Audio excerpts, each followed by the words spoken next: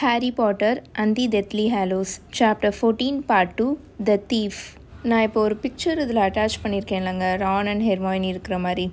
எனக்கு இந்த பிக்சர் ரொம்ப ரொம்ப பிடிக்குங்க. ரான் அப்படி படுத்துருக்குது, ஹெர்மாயினி கேர் பண்ணுறது, அந்த பிக்சரே ஏன்னு தெரில, எனக்கு ரொம்ப ரொம்ப பிடிக்கும். வேட் பேட் கோராக இருக்குது. ஸோ நீ அதை எடுத்தியா அப்படின்னு ஹாரி ஹெர்மாயினியை பார்த்து கேட்பானா. எடுத்தியாவா, எதை எடுத்தியா அப்படின்னு ஹெர்மாயினி இப்போ தான் சுயநினைவுக்கு வந்தே கேட்குமா. நம்ம எதுக்காக அங்கே அவ்வளோ விஷயத்த கோத்ரூ பண்ணோம், லாக்கெட்டை தான் கேட்குறேன், அந்த லாக்கெட்டுங்க அப்படின்னு ஹாரி கேட்பானா. நீங்கள் அதை எடுத்துட்டிங்களா அப்படின்னு ரான் இப்போது பயங்கரமாக கத்திட்டு அந்த பெட்லேருந்து பாதி எந்திரிச்சிருவான். என்கிட்ட யாருமே எதுவுமே சொல்லலை, நீங்கள் அதை பற்றி என்கிட்ட மென்ஷன் பண்ணியிருக்க வேணாமா அப்படின்னு அவன் கத்திட்டு இருப்பானா. டெத் ஈட்டர்ஸ் கிட்டேருந்து நம்ம உயிரை காப்பாற்றிக்கிறதுக்காக ஓடிக்கிட்டு இருந்தோம், ஞாபகம் இருக்கா, இந்தாங்க அப்படின்னு ஹெர்மாயினி இப்போ அதோட ரோப்ஸோட பாக்கெட்குள்ளேருந்து ஒரு லாக்கெட்டை எடுத்து ரான் கிட்ட கொடுக்குமா. அது பார்க்குறதுக்கு கோழியோட முட்டை மாதிரி நல்லா பெருசாக இருக்குமா. அதில் நல்லா பெருசாக எஸ்ன்னு எம்போஸ் பண்ணப்பட்டிருக்கும். அதை சுற்றி குட்டி குட்டியாக க்ரீன் கலரில் ஸ்டோன்ஸாக இருக்கும். க்ரீச்சர் கைக்கு இது வந்ததுக்கப்புறம் யாருமே அதை டெஸ்ட்ராய் பண்ண ட்ரை பண்ணலையா, அதுக்கும் சான்ஸ் இருக்கும் தானே அப்படின்னு ரான் ஹோப்ஃபுல்லாக கேட்டுட்ருப்பான். ஐ மீன் ஸ்டில் இது ஹார்க்ரக்ஸ் தான் நமக்கு ஷுவராக தெரியாதுல அப்படின்னு ரான் கேட்டுட்ருப்பானா.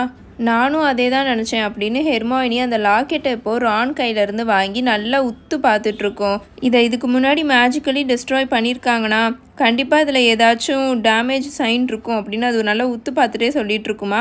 தென் அந்த லாக்கெட்டை இப்போது ஹாரி கிட்ட கொடுக்கும். ஹாரி அதை கையில் வச்சு பார்த்துட்ருப்பான். ஆனால் இந்த லாக்கெட் நல்லா பார்க்குறதுக்கு பர்ஃபெக்டாக இருக்குமா. அவனுக்கு இப்போ தான் ஒரு விஷயம் ஞாபகம் வரும்.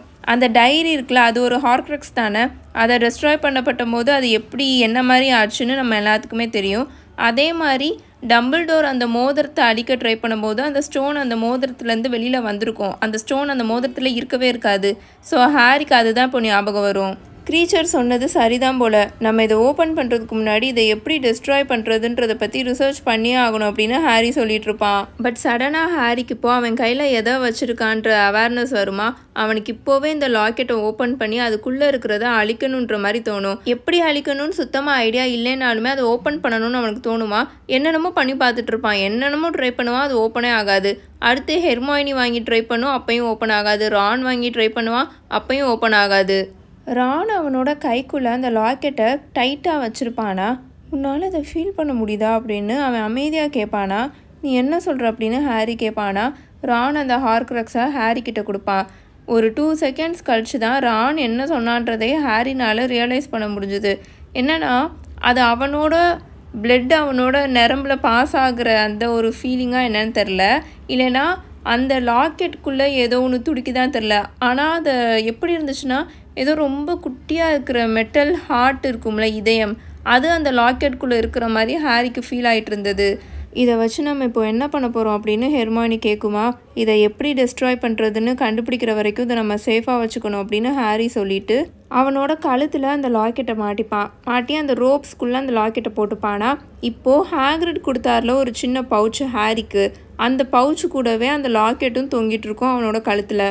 நம்ம 3 பேரும் டேர்ன் எடுத்து டென்ட்டுக்கு வெளியில் காவலுக்கு இருக்கலாம்னு நினைக்கிறேன் அப்படின்னு ஹாரி சொல்லிவிட்டு எந்திரிச்சு நின்று ஸ்ட்ரெச் பண்ணிகிட்டு இருப்பானா. அண்டு நம்ம சாப்பாடை பற்றியும் யோசிக்கணும் அப்படின்னு அவன் சொல்லிகிட்டு இருக்கும் போதே ரானை பார்த்து நீ இங்கேயே இரு அப்படின்னு ஷார்ப்பாக சொல்லிகிட்டு இருப்பான். ஏன்னா ரான் எந்திரிச்சு உட்கார ட்ரை பண்ணிட்டு இருப்பானா. அவனோட முகம் முழுக்க, அவன் உடம்பு முழுக்க அப்படியே பச்சை கலரில் மாறிட்டு இருக்கும். ஹாரியோட பர்த்டேக்கு ஹெர்மாயினி கொடுத்த ஸ்னீக்கோஸ்கோப்பை அந்த டென்ட்டில் இருக்கிற டேபிள் மேலே கேர்ஃபுல்லாக வச்சுருப்பாங்களா. தென் அந்த ரெஸ்ட் ஆஃப் த டே ஃபுல்லுமே ஹாரியும் ஹெர்மாயினி தான் மாற்றி டென்ட்டுக்கு வெளியில் காவலுக்கு உட்காந்துருப்பாங்க. ஸ்னீக்கோஸ்கோப் அன்றைக்கி ஃபுல்லாகவே சைலண்ட்டாக தான் இருக்கும். ஹெர்மாயினி போட்டிருக்க ப்ரொடெக்டிவ் என்சான்மெண்ட்ஸாக இல்லை மகிழ் ரிப்பலிங் ஷாம்ஸ்னாலே என்னன்னு தெரில, இவங்க இருக்கிற அந்த இடத்துக்கு யாருமே அன்றைக்கி வரவே இல்லை. அப்பப்போ இவங்க இருக்கிற இடத்துக்கு சுற்றி அந்த பக்கமாக அக்கேஷ்னலாக பேர்ட்ஸும் ஸ்குரல்ஸ் மட்டும்தான் வந்துட்டுருக்குங்க. ஈவினிங்கும் வந்துடும், எந்த சேஞ்சும் இருக்காது, நைட்டும் ஆயிருமா. ஹெர்மாயினியை உள்ளே போக சொல்லிட்டு ஹாரி 10 மணி போல் வெளியில் வந்து உட்காந்துருப்பான். மேலே வவ்வாலுங்க மட்டும்தான் பறந்துட்டுருக்குங்க. ஹாரிக்கு ரொம்ப இப்போ பசிச்சுட்டு இருக்குமா, லைட்டாக தலையும் வலிக்கும். ஏன்னா ஹெர்மாயினி அதோட மேஜிக்கல் பேக்கில் இன்றைக்கி எந்த ஃபுட்டும் வச்சு எடுத்துகிட்டு வந்திருக்காது. இவங்க என்ன நினைப்பாங்கன்னா திரும்ப கிரிமால்டு பிளேஸ்க்கு போயிடுவோம், அங்கே போய் தான் சாப்பிட போகிறோம் அப்படின்னு நினச்சி தானே கிளம்பியிருப்பாங்க. ஸோ அது எந்த ஃபுட்டுமே பேக்கில் எடுத்து வச்சுருக்காதா.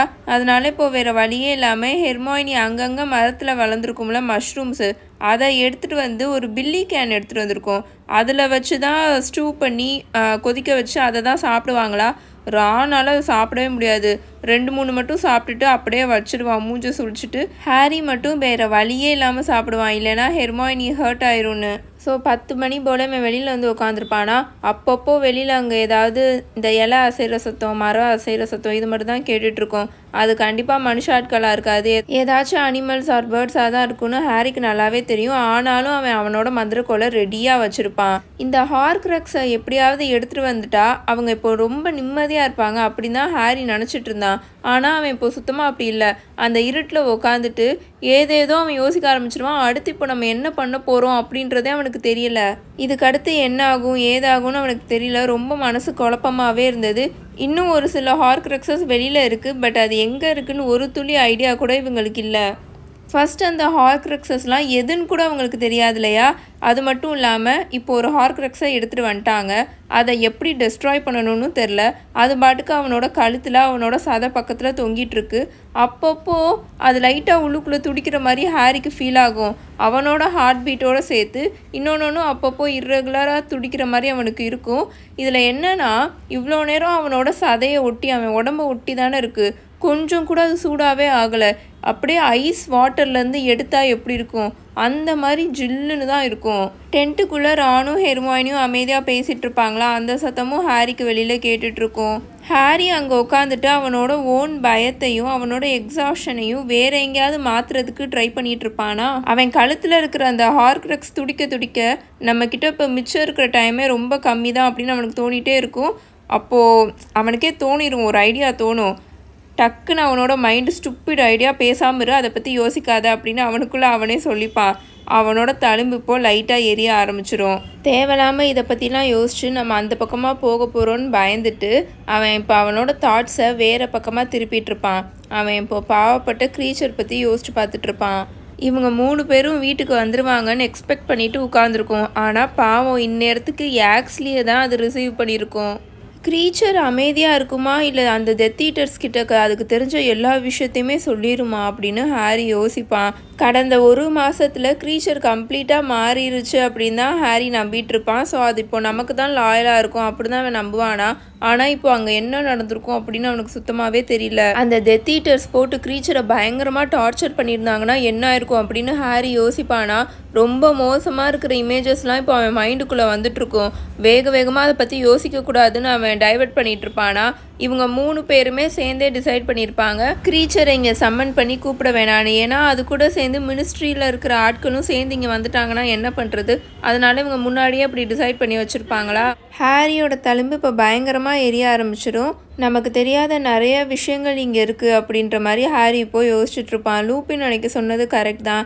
நம்ம இது வரைக்கும் பார்க்காத, நம்ம இது வரைக்கும் இமேஜின் பண்ணி கூட பார்த்துறாத நிறைய மேஜிக் இங்கே இருக்குது. இதை பற்றிலாம் ஏன் டம்பிள்டோர் நமக்கு எதுவுமே எக்ஸ்பிளைன் பண்ணவே இல்லை. ஒருவேளை நம்ம வாழ்கிறதுக்கு இன்னும் நிறைய டைம் இருக்குது அப்படின்னு அவர் நினச்சாரோ. அவர் இன்னும் பல வருஷம் வாழ்வார். அவரோட ஃப்ரெண்டு நிக்கோலஸ் ஃப்ளேமல் மாதிரி நல்லா 100 வருஷத்துக்கு மேலே வாழ்வார் அப்படின்னு அவர் நினச்சிட்டு இருந்தாரா. ஆனால் அதுக்குள்ளே தான் தூங்கிக்கிட்டு இருந்த அந்த பாம்பு ஸ்னேப் அவர் அந்த டவரில் வச்சு கொத்திருச்சு அப்படின்னு அவன் யோசிச்சுட்டு இருக்கும் போதே அப்படியே டம்பிள்டோர் கீழே விழுந்துக்கிட்டு இருக்கிறது அவன் கண்ணு முன்னாடி வந்துட்டு இருக்குமா. அதை என்கிட்ட குடு கிரெகரோவிச் அப்படின்னு ஹாரியோட வாய்ஸ் இப்போ நல்லா ஹையாக கிளியராக கோல்டாக கேட்டுட்ருக்கும். உங்களுக்கு புரியுதா? இவன் அப்போ தான் யோசிச்சுட்டு இருந்தான்ல, இவனுக்கு என்னன்னா அங்கே என்ன நடக்குதுன்னே தெரியல. இவனுக்கு இப்போ பயமாயிருச்சு. அதுக்கடுத்து இப்போ நம்ம அந்த லாக்கெட் எடுத்துகிட்டு வந்துட்டோம், இதுக்கு மேலே நம்ம என்ன பண்ண போகிறோம்னு தெரில. ஸோ இவன் அப்போ லைட்டாக என்ன யோசிச்சிருப்பானா, வால்டமோர்ட்டோட மைண்டுக்குள்ளே போய் பார்ப்போம் அவன் என்ன பண்ணிகிட்ருக்கான்னு அப்படின்னு யோசிப்பான். தென் பயந்துட்டு வேணாம் அப்படின்னு சொல்லிட்டு டக்குன்னு அவனோட தாட்டை மாற்றிட்டே இருப்பான். க்ரீச்சரை பற்றி யோசிப்பான், அடுத்து இப்போ டம்பிள்டோரை பற்றி யோசிப்பான், லூப்பின் சொன்னதை யோசிப்பான். இப்படி ரொம்ப அவன் ஓவர் திங்க் பண்ணிகிட்டே இருப்பானா. அவனுக்கு ஆனால் மைண்டில் பின்னாடி ஓடிட்டுருக்கோம் நம்ம போய் அவனோட மைண்டை பார்க்கலான்ட்டு.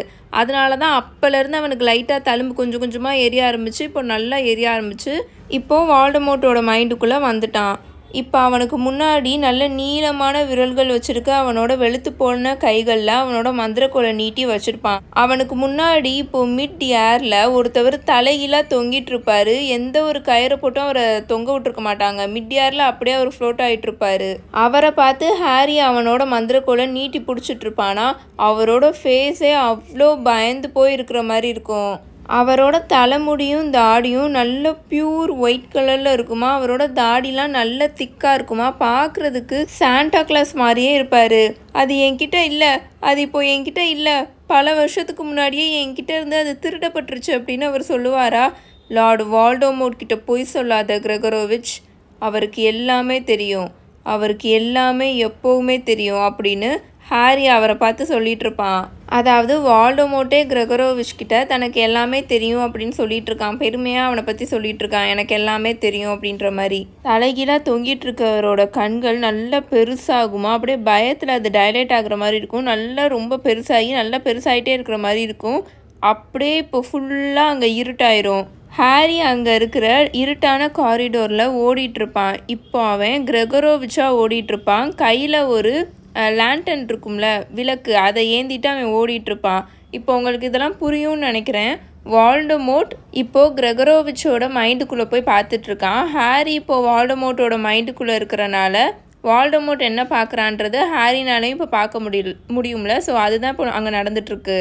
கிரெகரோவிச் அந்த காரிடோரில் இருக்கிற கடைசி ரூமோட டோரை ஓப்பன் பண்ணிவிட்டு வேகமாக உள்ளே போவாரா. அவர் கையில் ஏந்தி இருக்கிற அந்த விளக்கு இருக்கும் இல்லையா, அந்த வெளிச்சம் அந்த ரூமில் பட்டுட்ருக்கும். பார்த்தா அது ஏதோ ஒர்க் ஷாப் மாதிரி இருக்கும். நிறையா உட்டன் ஷெல்ஃப்ஸாக இருக்கிற மாதிரி இருக்கும். அந்த ரூமோட ஜன்னலில் வெளியில் ஒரு மிகப்பெரிய ஜெயிண்ட் பறவை மாதிரி ஒரு யங்கான பையன் உக்காந்துட்ருப்பான். அவனோட தலைமுடிலாம் நல்லா கோல்டன் கலரில் இருக்கும். அவனோட ஹேண்ட்ஸமான ஃபேஸில் அப்படி ஒரு சந்தோஷத்தை ஹாரி பார்ப்பான். அந்த பையன் டக்குன்னு கிரெகரோவிச்சை ஸ்டன்னிங் ஸ்பெல் போட்டு அட்டாக் பண்ணி வேகமாக அந்த ஜன்னல்ல இருந்து அப்படியே கீழே விழுந்து நல்லா சந்தோஷமாக சிரிச்சுக்கிட்டே கீழே விழுந்துருவான். இப்போது ஹாரி கிரெகரோவிச்சோட கண்கள்ல இருந்து அப்படியே வெளியில் வருவானா. இப்போ அவன் அவரோட ஃபேஸை பார்ப்பான். அப்படி ஒரு பயத்தில், உச்சக்கட்ட பயத்தில் இருக்கும் அவரோட ஃபேஸே. அந்த திருடன் யார் கிரெகரோவிச் அப்படின்னு ஹையான கோல்டான வாய்ஸ் இப்போ கேட்குமா. எனக்கு தெரியாது, எனக்கு அது எப்போவுமே யாருன்னு தெரியல, ஆனால் அது ஒரு சின்ன பையன், நோ ப்ளீஸ் ப்ளீஸ் அப்படின்னு கிரெகரோவிச் பயங்கரமாக கத்துவாரா. அவரோட கத்துற சத்தம் அங்கே அப்படியே க்ரீன் கலரில் லைட்டு சரியாக ஃப்ளாஷ் ஆகுமா. அதோடு நின்றும். ஹாரி ஹாரி அப்படின்னு இந்த பக்கம் இருந்து பயங்கரமாக யாரோ கத்துற சத்தம் கேட்கும். ஹாரி கண்ணை ஓப்பன் பண்ணுவானா. அவன் பயங்கரமாக மூச்சு வாங்கிட்டு இருப்பான். அவனோட நெத்தி வலி பிச்சு எடுத்துட்டு இருக்கும். அங்கே அவன் டென்ட்டுக்கு பக்கத்தில் தானே உட்காந்துருப்பான் காவலுக்கு. இப்போ அவன் அப்படியே சைடாக விழுந்து அப்படியே உருண்டு கீழே கிரவுண்டில் வந்து கிடப்பானா. அவனுக்கு மேலே ஹெர்மாயினியோட புசு புசுன்னு இருக்கிற தலைமுடியும் தான் இப்போ ஹாரிக்கு தெரியும். ஏதோ கனவு கண்டேன் அப்படின்னு ஹாரி இப்போ வேகமாக எந்திரிச்சு உட்கார ட்ரை பண்ணிட்டு இருப்பானா. அவன் ஹெர்மாயினியை ரொம்ப இன்னசென்ட்டாக பார்க்க ட்ரை பண்ணிட்டு இருப்பான். ஏன்னா அங்கே ஹெர்மாயினி ஹாரியை பயங்கர கோவத்தில் முறைச்சிட்ருக்கோம். தெரியாமல் தூங்கிட்டேன் போல, சாரி அப்படின்னு அவன் சொல்லிட்டு இருப்பானா. அது உன்னோட தழும்புன்னு எனக்கு தெரியும் ஹாரி, உன்னோட முகத்தை பார்த்தே நான் கண்டுபிடிச்சிடுவேன். நீ அந்த வால் அப்படின்னு ஹெர்மாயினி சொல்ல வருமா. அவன் பேரை சொல்லாது அப்படின்னு ரானோட கோவமான வாய்ஸ் டென்ட்டுக்குள்ளேருந்து பயங்கரமாக வந்துட்டுருக்கோம். ஃபைன் அப்படின்னு ஹெர்மாயினி சொல்லிட்டு இருக்கோம். நீ அந்த பேர் சொல்லக்கூடாது அவனோட மைண்டுக்குள்ளே போய் பார்த்த அப்படின்னு ஹெர்மாயினி கத்துமா. நான் வேணும்னேலாம் பண்ணலை அப்படின்னு ஹாரி சொல்லிட்டு இருப்பான். எனக்கு அது கனவாக தான் வந்துச்சு. உனக்கு வர கனவை கண்ட்ரோல் பண்ண முடியுமா ஹெர்மாயினி அப்படின்னு ஹாரி கேட்பானா. நீ அதுக்கு தான் அக்ளுமன்சி அப்ளை பண்ணணும் ஹாரி, நீ அதை லேர்ன் பண்ணணும் அப்படின்னு ஹெர்மாயினி கத்திட்டு இருக்குமா. பட் ஹாரிக்கு இப்போ திட்டு வாங்குறதுலலாம் சுத்தமாக இன்ட்ரெஸ்டே இல்லை. அவன் இப்போ பார்த்த விஷயத்த டிஸ்கஸ் பண்ணியே ஆகணும். அவன் கிரெகரோவிச்சை கண்டுபிடிச்சிட்டான் ஹெர்மாயினி, அண்ட் அவன் அவரை கொலை பண்ணிட்டான்னு நினைக்கிறேன். பட் அவன் அவரை கொலை பண்ணுறதுக்கு முன்னாடி அவரோட மைண்டை அவன் ரீட் பண்ணான். அங்கே நான் என்ன பார்த்தேன்னா அப்படின்னு ஹாரி சொல்ல வருவானா. உனக்கு தூக்கம் வருதுன்னா பெட்டர், நான் வெளியில் காவலுக்கு இருக்கிறேன், நீ உள்ளே போ அப்படின்னு ஹெர்மாயினி கோல்டாக சொல்லுமா. இல்லை நான் பார்த்துக்கிறேன் அப்படின்னு ஹாரி சொல்வானா. இல்லை நீ ஆப்வியஸாக பார்க்குறதுக்கு ரொம்ப எக்ஸாஸ்ட் ஆகி போயிருக்க, நீ உள்ளே போய் படுத்துங்க அப்படின்னு ஹெர்மாயினி சொல்லிட்டு அந்த டென்ட்டுக்கு வெளியில் உட்காந்துருமா. பார்க்குறதுக்கு ரொம்ப ஸ்டப்பனாக ரொம்ப கோவமாக இருக்குமா. சரி ஹெர்மாயினி கிட்ட இப்போ எதுக்கும் சண்டை போட்டுற வேணாம் அப்படின்னு ஹாரி அவனே மனசை மாற்றிட்டு வேகமாக உள்ளுக்குள்ளே போயிடுவான். ரான் அந்த பெட்டோட லோவர் பங்க்லேருந்து தலையை வெளியில் எட்டி பார்த்துட்ருப்பானா. ஹாரி அந்த பெட்டுக்கு போய் அந்த மேலே அப்பர் பெர்த் இருக்கும்ல, அதில் போய் படுத்துப்பானா. அப்படியே அந்த மேலே இருக்கிற கேன்வாஸையே பார்த்துட்ருப்பான் அந்த டென்ட்டோட கேன்வாஸை. ஒரு ஃபியூ மினிட்ஸ் கழிச்சு ரான் ரொம்ப அமைதியாக, அவன் பேசுகிறது வெளியில் ஹெர்மாயினிக்கு கேட்டக்கூடாதுன்னு ரொம்ப அமைதியாக பேசுவான். அந்த பேர் சொல்லக்கூடாதவன் இப்போ என்ன பண்ணிகிட்ருக்கான் அப்படின்னு அவன் கேட்பானா. ஹாரி நல்லா அங்கே நடந்த எல்லா விஷயத்தையுமே டீட்டெயில்டாக யோசிச்சு சொல்லிகிட்ருப்பான். அவன் கிரெகரோவிச்சை கண்டுபிடிச்சிட்டான், அவனை கட்டி போட்டு டார்ச்சர் பண்ணான். கிரெகரோவிச் அப்படி தலைகீழாக கட்டி போட்டிருந்தா எப்படி கிரெகரோவிச்னால அவனுக்கு புது மந்திரக்கோள் செஞ்சு கொடுத்துருக்க முடியும் அப்படின்னு ரான் கேட்டுட்ருப்பானா. எனக்கு தெரியல, அதெல்லாம் ரொம்ப வியர்டாக இருக்குல்ல அப்படின்னு ஹாரி சொல்லிகிட்டு இருப்பான். இங்கே பாருங்கள், நீங்கள் எல்லாருமே இப்போ மூவியில் பார்த்த எல்லா விஷயத்தையுமே மறந்துடுங்க. நம்ம எல்லாருமே இப்போது ஹாரி அண்ட் ரானுக்கு தெரிஞ்ச வரைக்கும் தான் நமக்கும் தெரியும், வேறு எதுவுமே நமக்கு தெரியாது. ஓகேவா, நம்ம இப்படியே ட்ராவல் பண்ணுவோம். ஹாரி திரும்ப அவனோட கண்களை நல்லா க்ளோஸ் பண்ணிவிட்டு அங்கே அவன் பார்த்ததையும் கேட்டதையும் நல்லா யோசிச்சு பார்த்துட்ருப்பானா. அவன் திரும்ப திரும்ப அதை யோசிக்க எதுவுமே அவனுக்கு சுத்தமாக புரியவே இல்லை. வால்டமோர்ட் ஹாரியோட மந்திரக்கோள் பற்றி அங்கே எதுவுமே கேட்கல. அந்த ட்வின் கோர்ஸ் இருக்கும்ல, அதை பற்றியும் எதுவும் மென்ஷன் பண்ணலை. எனக்கு புது மந்திரக்கோள் செஞ்சு கொடு, அதை ஹாரியை அழிக்கிற மாதிரி நல்லா பவர்ஃபுல்லாக இருக்கணும் அப்படின்ற மாதிரியும் எதுவும் கேட்கல. அவனுக்கு கிரெகரோவிச் கிட்டேருந்து ஏதோ வேணும் அப்படின்னு ஹாரி அவனோட கண்களை நல்லா டைட்டாக க்ளோஸ் பண்ணிவிட்டு யோசிச்சுட்டே சொல்லிட்டு இருப்பாங்க. அவன் அங்கே பார்த்ததை அதை அவன் கொடுக்க சொன்னான். ஆனால் அது அவர்கிட்ட இருந்து திருட்டு போயிடுச்சுன்னு கிரெகரோவிச் சொன்னார். அதுக்கப்புறம் அப்படின்னு ஹாரி சொல்லிட்டு இருப்பானா. கிரெகரோவிச்சோட மைண்ட் அவன் ரீட் பண்ணான். அப்போது ஒரு யங்கான பையன் அந்த ரூமோட விண்டோக்கு வெளியில் உட்காந்துருந்தான். அவன் கிரெகரோவிச்சை அட்டாக் பண்ணிவிட்டு அங்கேருந்து அந்த விண்டோவிலேருந்து கீழே குதித்து தப்பிச்சு போயிட்டான். அவன் எதையோ திருடி இருக்கான். அந்த பேர் சொல்லக்கூடாதவனுக்கு தேவையான ஏதோ ஒரு விஷயத்தை அவன் திருடி இருக்கான். அண்ட் ஐ திங்க் எனக்கு அவனை எங்கேயோ பார்த்த மாதிரி இருக்கு அப்படின்னு ஹாரி சொல்லிட்டு இருப்பானா. அந்த சிரிச்சுட்டே கீழே விழுந்த பையனோட ஃபேஸை திரும்ப ஒரு தடவை பார்த்தா நல்லா இருக்குமே அப்படின்னு ஹாரி யோசிப்பான். அக்கார்டிங் டு கிரெகரோவிச் அந்த திருட்டு பல வருஷத்துக்கு முன்னாடி நடந்திருக்கு. ஆனால் எப்படி இந்த ஃபேஸ் நமக்கு இப்போதான் எங்கேயோ பார்த்த மாதிரி ஃபெமிலியராக இருக்குது அப்படின்னு ஹாரி யோசிச்சுட்டு இருப்பான். அந்த திருடனோட கையில் அவன் எதை வச்சுருந்தான்னு நீ பார்த்தியா அப்படின்னு ரான் அமைதியாக கேட்பானா. இல்லை, பட் கண்டிப்பாக அது ஏதாவது குட்டியாக தான் இருந்திருக்கும் அப்படின்னு ஹாரி சொல்லுவான். ஹாரி அப்படின்னு ரான் இப்போ கூப்பிடுவான். நீ அங்கே உட்டன் ஷெல்ஃப்ஸாக இருக்குன்னு சொன்னேன்ல, ஒருவேளை அந்த பேர் சொல்லக்கூடாதவன் திரும்ப எதையாவது ஹார்க்ரக்ஸாக மாற்றுறதுக்காக அங்கே போயிருக்கான்னு நீ நினைக்கிறியா அப்படின்னு ரான் கேட்பானா. எனக்கு தெரியல அப்படின்னு ஹாரி ஸ்லோவாக சொல்லுவான். மேபி, பட் திரும்ப அவன் இன்னொன்று ஒரு ஹார்க்ரக்ஸ் செஞ்சால் கூட கொஞ்சம் அவனுக்கு அது ஆபத்து தானே. ஏற்கனவே அவனோட லிமிட்டை ரீச் பண்ணிட்டான் தானே அன்றைக்கி ஹெர்மாயினி சொல்லிச்சு அப்படின்னு ஹாரி சொல்லிட்டு இருப்பானா. ஆமாம், பட் அது அவனுக்கு இன்னும் தெரியாமல் இருக்கும்ல அப்படின்னு ரான் சொல்லிட்டு இருப்பானா. யா மேபி அப்படின்னு ஹாரியும் சொல்லுவான். வால்டமோர்ட் இப்போ எதை தேட ட்ரை பண்ணிகிட்ருக்கான்? மினிஸ்ட்ரி ஆஃப் மேஜிக்கும் ஹோல் மாயாஜால உலகமும் இப்போ அவன் காலு கீழே இருக்குது. அப்படி இருந்தும் எங்கேயோ தூரத்தில் போய் அவனே ஏதோ ஒரு விஷயத்தை தேட போயிருக்கான். அது கிரெகரோவிச் கிட்டேருந்து. அது என்னவா இருக்கும் அப்படின்னு ஹாரி யோசிச்சுட்டு இருப்பான். அந்த திருடன் கிரெகரோவிச் கிட்டேருந்து எதை திருடியிருப்பான்? அந்த பையனோட ஃபேஸை திரும்ப ஹாரி யோசிச்சு பார்த்துட்டு இருப்பானா. அந்த பையனோட ஃபேஸ் நல்லா யங்காக இருக்கும்.